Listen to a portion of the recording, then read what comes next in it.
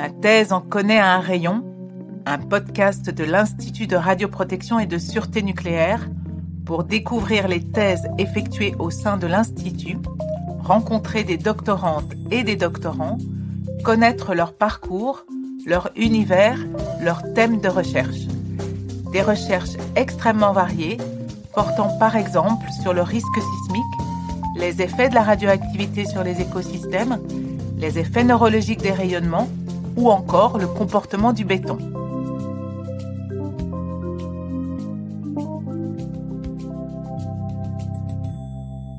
Ce qui me passionne dans ce composé, c'est que c'est un composé qui est très varié, très réactif et qui a plein de voies de réaction, donc qui est très complexe à étudier. Le déplacement des différentes espèces d'iode dans l'environnement et leur réactivité à la lumière du soleil, c'est le thème de la thèse que nous allons découvrir dans ce 4e épisode. Une thèse menée par Alexandre Figueiredo. Il est doctorant spécialisé en chimie et Alexandre est actuellement en 3e année. Il est rattaché au laboratoire d'études des transferts de radionucléides de l'IRSN, basé à Cadarache dans le sud-est de la France. Il mène ses expérimentations au laboratoire de chimie de l'environnement de l'Université d'Aix-Marseille. Bonjour Alexandre. Bonjour Catherine. Vous êtes notre invité aujourd'hui pour parler du sujet de votre thèse. Rappelons tout d'abord son titre. Étude expérimentale de la photoréactivité d'iodocarbone et de particules iodées. Expliquez-nous sur quoi portent vos recherches.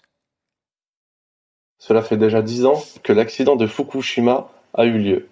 C'est l'un des plus graves accidents nucléaires de l'histoire.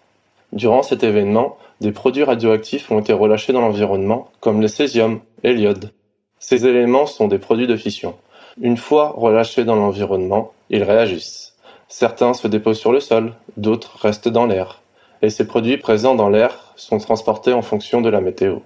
Ils peuvent réagir plus ou moins rapidement avec des espèces gazeuses présentes dans l'atmosphère, telles que des polluants. Mais principalement, ils réagissent sous l'effet du rayonnement solaire. Pour mon sujet de thèse, je m'intéresse particulièrement à l'iode. Il n'y a pas que moi, bien sûr. De nombreuses recherches sont réalisées sur l'iode à l'Institut. Cet élément contribue de façon importante à l'exposition radiologique de la population lors d'un accident nucléaire. Cet iode radioactif joue un rôle prépondérant du point de vue de la toxicité radiologique. Il est facilement assimilé par l'organisme et se fixe sur la thyroïde, pouvant augmenter le risque de cancer de cette glande. En cas de rejet accidentel, les produits radioactifs rejetés sont nombreux. Pourquoi s'intéresser spécifiquement au voyage, au transport de l'iode dans l'environnement ? Après l'accident de Fukushima, des études de terrain sont réalisées, telles que des prélèvements dans l'atmosphère à des distances proches et lointaines du site. Pour l'iode, ces mesures sont comparées avec les prédictions des codes de calcul développés à l'IRSN. Elles montrent que les connaissances acquises sur le comportement de l'iode gazeux et particulaire n'étaient pas suffisantes. Certaines réactions chimiques ne sont pas bien prises en compte dans les calculs. Selon les conditions météo locales, les composés iodés se transportent sur des distances plus ou moins longues. Différents paramètres rentrent en compte les vents, la pluie. Par exemple, sur l'effet du vent, saviez-vous qu'on peut retrouver du sable du Sahara sous forme de particules en suspension dans l'air en Amérique du Sud ? Certaines espèces gazeuses s'accrochent sur des particules. Accrochées l'une à l'autre, elles peuvent parcourir de longues distances. C'est le cas avec des composés radioactifs. Alexandre, quelle est la principale question scientifique qui est le point de départ de vos recherches ?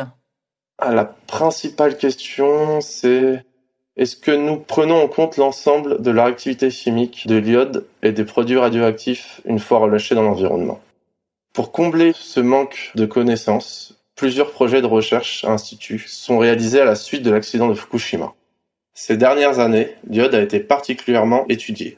C'est un élément chimique qui se transforme dans l'atmosphère, notamment sous l'effet du rayonnement solaire. Le code de calcul Chemistry Transport Model, ou CTM, a été conçu au cours de la thèse de Julien Trincal en 2015. Il prend en compte l'ensemble des données relatives aux différents comportements de l'iode dans l'atmosphère depuis plusieurs dizaines d'années. Il reste que la modélisation du comportement de certaines molécules doit être améliorée. Le code prédit une accumulation anormale de certaines espèces organiques iodées, qui sont des molécules comprenant des atomes de carbone, d'hydrogène ou d'iode, ou voire même d'oxygène. Si la formation de ces composés dans l'atmosphère est prise en compte dans ce code, par contre les phénomènes de décomposition sont sous-estimés. Mais encore, ce code ne tient pas compte de la réactivité de l'iode au contact d'aérosols, en suspension dans l'air. Dans ce domaine, peu de données existent. Et votre travail s'organise en 2 grandes phases. Effectivement, mes recherches comportent 2 grandes parties. La première partie, j'étudie la décomposition de ces composés iodés dans l'atmosphère avec des espèces chimiques, naturellement présentes dans l'air, telles que les radicaux OH et O. Ces radicaux possèdent des électrons célibataires, ce qui les rend très réactifs. Au cours de mes expérimentations, j'utilise un réacteur atmosphérique. Cela me permet de déterminer la vitesse de décomposition de ces composés organiques iodés avec ces radicaux.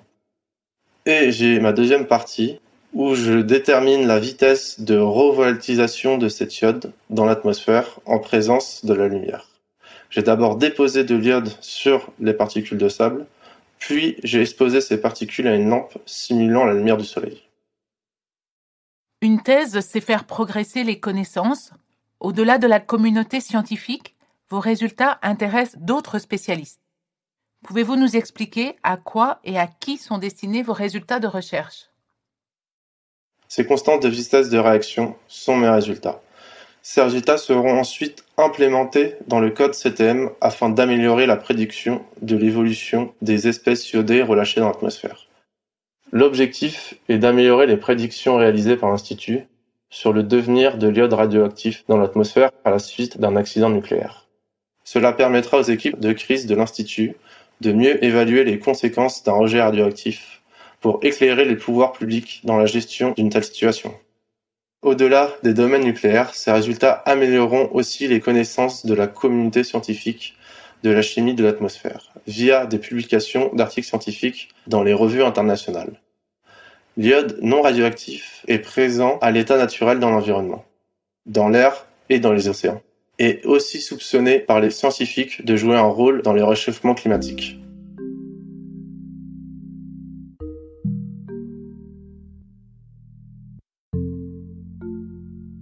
Vous vous êtes penché durant 3 années sur ce sujet complexe de la dispersion. Qu'est-ce qui vous passionne avec l'iode ? Ce qui me passionne dans ce composé, c'est que c'est un composé qui est très varié, très réactif et qui a plein de voies de réaction, donc qui est très complexe à étudier. Quelles sont les différentes facettes de votre métier, entre guillemets, de doctorant ? Quels sont les différents aspects de votre activité ? J'ai 2, voire 3 aspects. J'ai un aspect très expérimental, où on est sur la paillasse au laboratoire. Je vais réaliser des expériences sur ce que je vous ai présenté initialement. Après, on va avoir l'aspect plutôt bureau, où on va s'occuper des rédactions des articles scientifiques, des rapports. Et après, j'ai un troisième aspect qui va être plutôt la communication orale sur la présentation de mes résultats lors des conférences, lors de réunions. Vous parlez du volet communication. Vous avez déjà publié à 2 reprises, Alexandre. Comment êtes-vous arrivé à ce résultat ? Avec beaucoup de travail et quelques nuits blanches. Mais c'est une publication, c'est quelque chose d'assez long et très difficile la première, pour moi, était très difficile à rédiger. C'est un format c'est un nouveau format de rédaction pour moi. Donc, j'ai un peu de mal au début, mais après, la deuxième était plus rapide et c'est quelque chose que je suis assez fier d'avoir aussi publié 2 fois. Et c'est quoi ce nouveau format ? L'article, c'est un format de rédaction que j'avais jamais rédigé avant, donc c'est assez particulier. Selon les domaines, il y a une façon de rédiger les articles. Pouvez-vous nous expliquer les résultats obtenus dans l'une des publications ? Sur la phase particulière où je vous ai parlé de particules, on allait absorber de l'iode sur ces particules. Et une fois que ces particules sont exposées à la lumière, nous avons déterminé la concentration, la quantité d'iode sur ces particules en fonction du temps. Du coup, ce qui nous a permis de déterminer une constante de vitesse de dégradation de l'iode sur ces particules. Avec ces constantes de vitesse, en fait, on a remarqué qu'en phase gazeuse et en phase particulière, avec ce résultat, nous avons un temps de vie atmosphérique de l'iode en phase particulière 1000 fois supérieur qu'en phase gazeuse. Donc, ce qui permettrait d'un transport beaucoup plus long et une réactivité beaucoup plus faible en phase particulière de l'iode. Du coup, l'iode radioactif pour aller sur des distances beaucoup plus lointaines.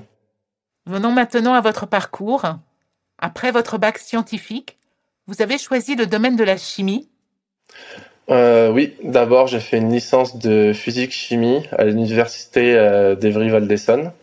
Après j'ai fait un master de chimie générale, option chimie analytique à l'université de Paris-Saclay.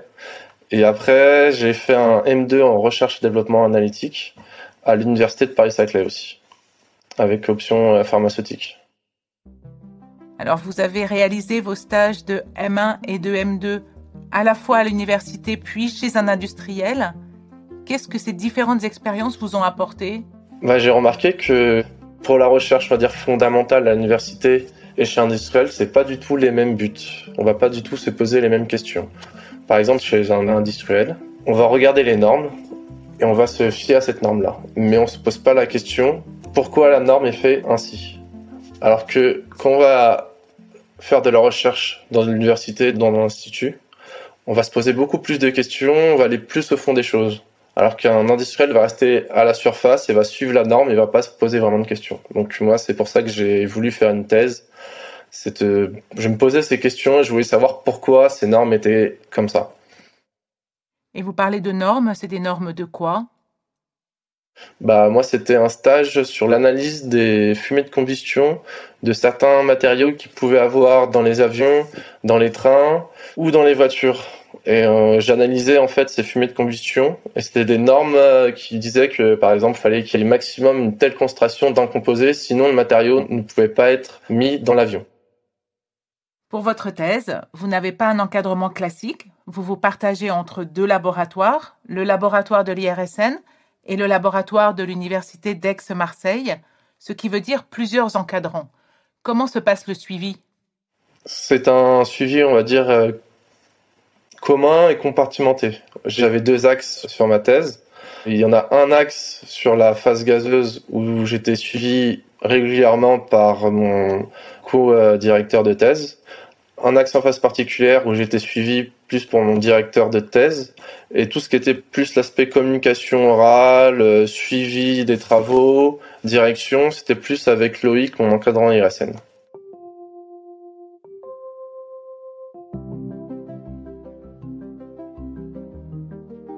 Comme à tous les invités du podcast Ma thèse en connaît un rayon, je vous pose la question, vous ne seriez pas arrivé là si ? Est-ce qu'il y a un événement ou une personne qui a provoqué un déclic chez vous et qui vous a incité à faire une thèse ? Oui, il y a une personne, c'est Monsieur Dable, c'est le voisin de mon meilleur ami qui m'a incité à faire de la recherche. Il était lui-même ingénieur chez un industriel et qui m'a beaucoup apporté. Et même au jour d'aujourd'hui, je suis encore en communication avec lui et j'échange pas mal sur mes recherches. Et je le remercie encore de m'avoir aidé à trouver ce stage de Master 2 et de me soutenir dans mes recherches. Et après la thèse, vous avez déjà des projets ? Je suis encore indécis sur cette question. Je voudrais faire un postdoc à l'étranger, mais au vu des conditions actuelles, je ne sais pas trop si ça sera possible. Et que diriez-vous à un étudiant en licence, en master, en école d'ingénieur qui envisage de faire une thèse ? Qu'il fonce, parce que c'est une super expérience, même s'il va passer des moments difficiles comme dans toute thèse, mais c'est une super expérience et ça vaut vraiment le coup de se lancer si on peut le faire. Merci Alexandre d'avoir partagé votre expérience et vos travaux dans Ma thèse en connaît un rayon. Merci à Loïc Bolland, ingénieur-chercheur en radiochimie et tuteur de la thèse d'Alexandre au laboratoire d'études des transferts de radioéléments de l'IRSN. Merci également à Henri Wortmann et Rafał Strekowski, respectivement directeur et co-directeur de la thèse au sein du laboratoire de chimie de l'environnement de l'Université d'Aix-Marseille. Ma thèse en connaît un rayon, un podcast à réécouter sur le site irsn.fr dans la rubrique du magazine Repères. Sur le site internet de l'IRSN, dans la rubrique La Recherche, vous découvrirez les sujets de thèse en cours et déjà soutenus. Cet épisode a été réalisé par Nuage Studio.